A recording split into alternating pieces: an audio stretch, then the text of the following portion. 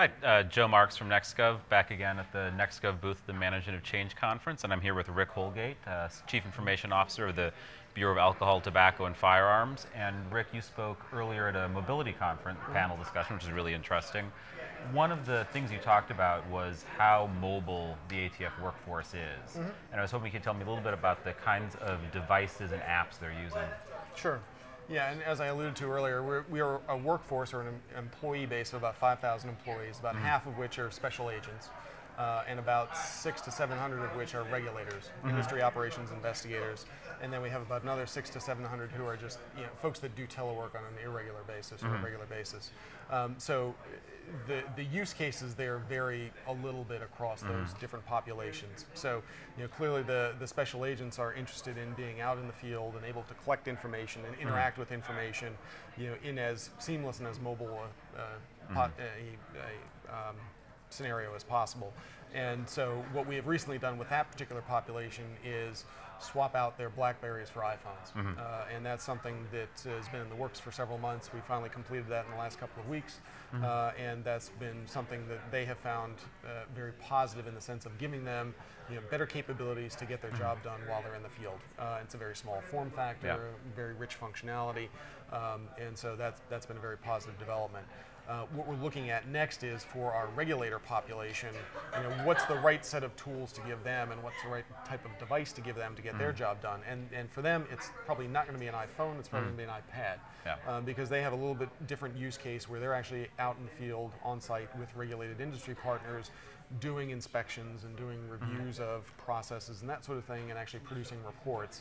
And so they need a slightly different form factor to be able to do that usefully in the field.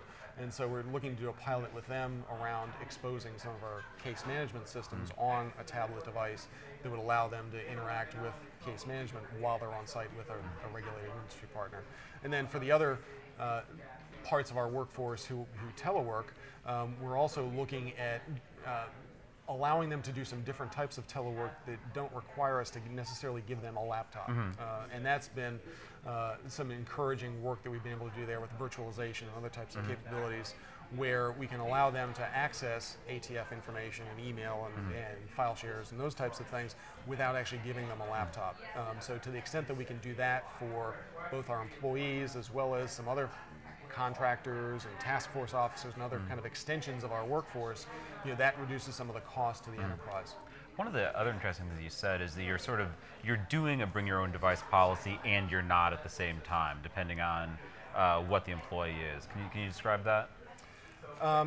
Yeah, really what I alluded to is that the technology that we've got lends itself well to a bring your own device kind of scenario. We haven't fully adopted that yet, but it's the same basic set of technology that other federal agencies are using to support bring your own device. So I would see that as very much kind of the next generation of things that we'll be doing, particularly as we get more of the infrastructure in place that really supports that. So that would really allow us, for example, for contractors who today we give an ATF laptop, we could stop doing that and just say, look, you've already got a laptop, a desktop, or something that your employer has provided you, will allow you to access ATF information on that device in a secure fashion and therefore eliminate some of that device cost from our portfolio. So last question, I wanted to change gears a little bit.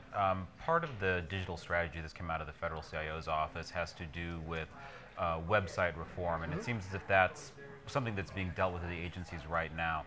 What is ATF doing to trim down its web presence and to make its web presence more interactive with people? Yeah, and one of the things that clearly we need to do is to make it a more responsive website. I mean, right now it's very kind of static. It has a lot of content that doesn't change very dynamically. And one of the things that we need to do is make that a much more modern set of web infrastructure, much more flexible and much more personalizable for the particular users that are coming to us, whether they're a regulated industry, whether they're law enforcement, whether they're the public, and allow them to kind of get more readily to the information that they need as that particular interest group. All right, well, excellent. Thank you very much for your time. It was a pleasure speaking with you. Absolutely.